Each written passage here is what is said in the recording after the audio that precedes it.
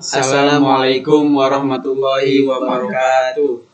Alhamdulillah arsala rasulahu bil huda wa dinil haq liyuzhirahu 'ala dini kullihi wa kafa billahi syahida. Asyhadu an la ilaha illallah wa asyhadu anna Muhammadar Rasulullah la nabiyya wa sallallahu ba'da.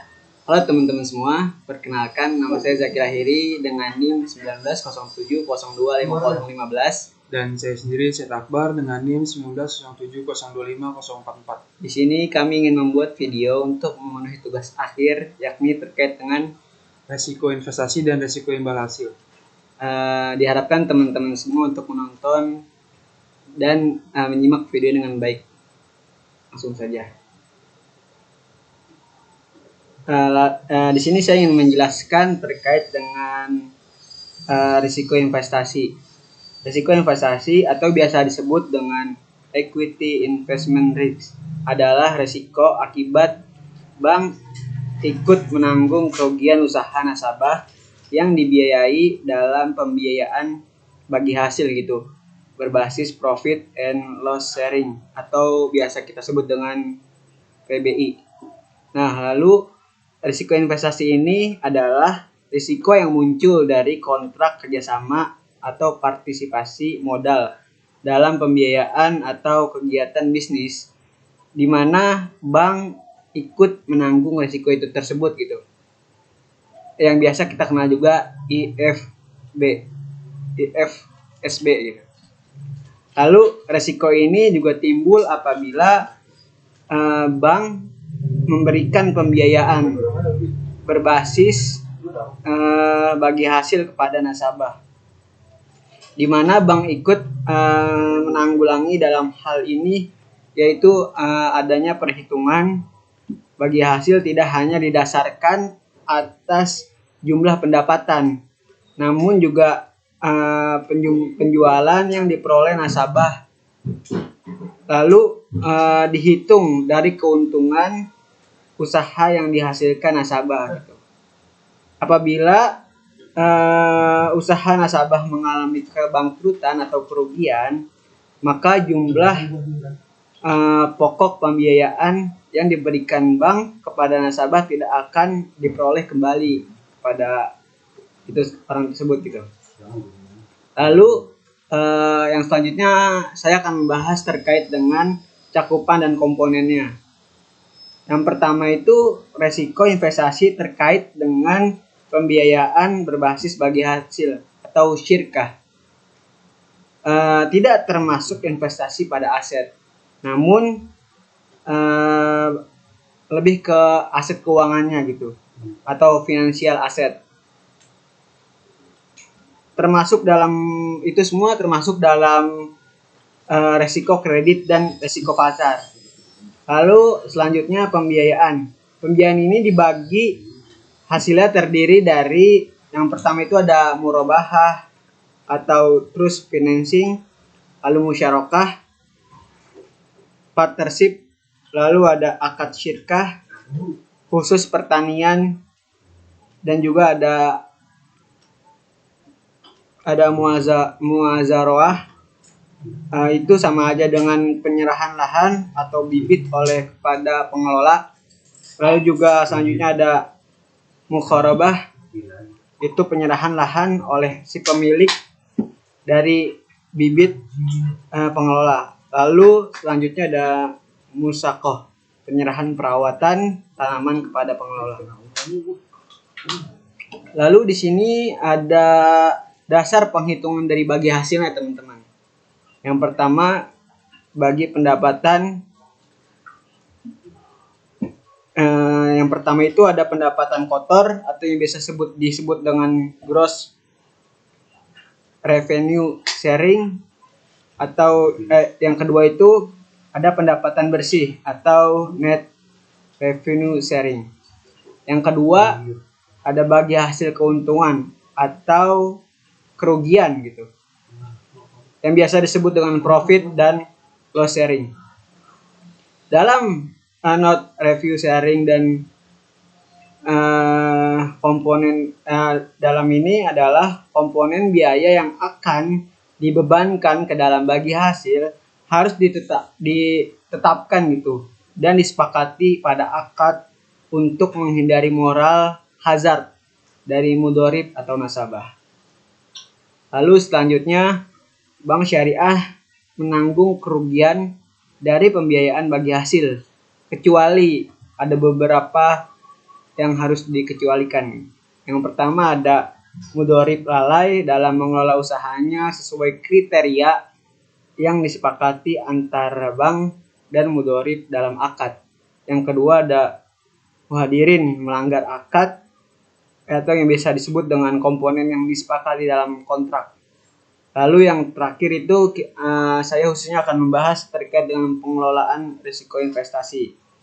Yang pertama itu dalam pengelolaan risiko investasi pastinya ada know your customer, bahasa Inggrisnya. Itu adalah data historis dengan bank di mana mudorib sudah mempunyai reputasi yang baik.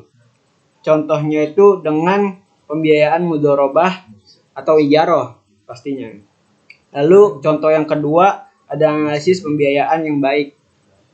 Lalu selanjutnya di poin kedua ini yaitu menghindari konsentrasi pembiayaan bagi hasil. Dan yang ketiga itu ada akad yang kuat dan jelas. Dan di akad yang kuat dan jelas ini tentunya ada contohnya. Di mana contoh pertama yaitu menjamin posisi hukum bank dan contoh kedua mencegah perselisihan atau dispute terkait komponen dalam kontrak terutama dalam proses litigasi atau kasus BSM. Lalu di poin ketiga ada monitoring yang ketat dan kontinu. Di poin kelima ada percadangan penghapusan aktiva produktif atau yang biasa kita kenal dengan PPAP atau cadangan kerugian. Lalu di poin terakhir nih teman-teman ada jaminan atau kolentral. Mungkin selanjutnya akan dijelaskan lagi terkait dengan materi selanjutnya oleh teman saya atau rekan saya, yaitu saya Takbar. Ya, di sini saya akan menjelaskan tentang resiko imbal hasil. Resiko imbal hasil atau rate of return risk adalah resiko akibat perubahan tingkat imbal hasil yang dibayarkan kepada bank dan nasabah karena terjadi perubahan tingkat imbal hasil yang diterima bank dari penyaluran dana yang dapat mempengaruhi perilaku nasabah dan pihak ketiga. Kemudian resiko imbal hasil yaitu resiko akibat peningkatan pada imbal hasil acuan atau benchmark yang dapat mempengaruhi ekspektasi tingkat imbal hasil yang diminta nasabah. Kemudian yaitu ada cakupan dan komponen nasabah atau customer. Yang pertama itu ketika menempatkan dananya di bank syariah, nasabah ingin mendapatkan bagi hasil yang menarik dan dengan kriteria diantaranya yaitu yang pertama lebih baik dari bank syariah lain atau religious driven customer. Yang kedua yaitu lebih baik dari bank konvensional atau biasa disebut profit driven customer. Ketika bagi hasil sebuah bank syariah terus menurun, akan dapat menyebabkan nasabah memindahkan dananya ke yang pertama yaitu ada bank syariah lain atau religious driven customer and profit driven customer. Kemudian yaitu bank konvensional atau biasa disebut profit driven customer.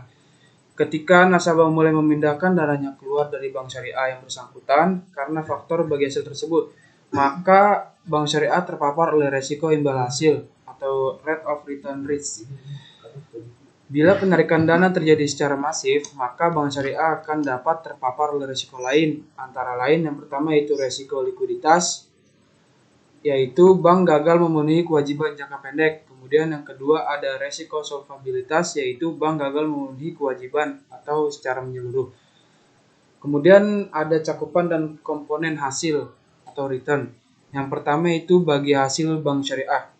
Yang pertama ada bagi hasil sendiri dan kemudian yang kedua ada bagi hasil bank lain.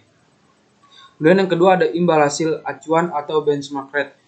Yang pertama itu ada kupon sukuk atau negara dan swasta. Yang kedua itu ada suku bunga di pasar uang konvensional, yaitu karena industri bank syariah merupakan minoritas di perbankan nasional, maka rentan terpapar oleh tingkat suku bunga di perbankan konvensional, yaitu yang pertama ada suku bunga konvensional dan yang kedua ada kupon obligasi.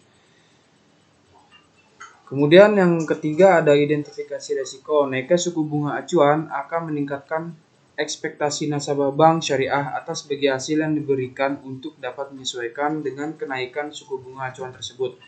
Kemudian yang kedua yaitu bank akan terpaksa membayar bagi hasil dengan menggunakan porsi pendapatan bank. Bila kondisi ini terjadi, maka risiko bisnis atau komersial yang seharusnya ditanggung oleh nasabah akan diambil oleh bank syariah.